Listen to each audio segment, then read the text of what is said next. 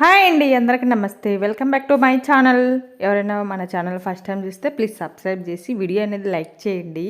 నేనైతే పిల్లల కోసం ఓలిగలు చేస్తున్నాను. పిల్లలు ఇంటికి రాగానే ఫస్ట్ మా లడ్డమ్మనైతే తీసుకురావాలి. ఏమో చిన్నామ పెద్దామ నడిబామ వీడియో తీస్తుంది.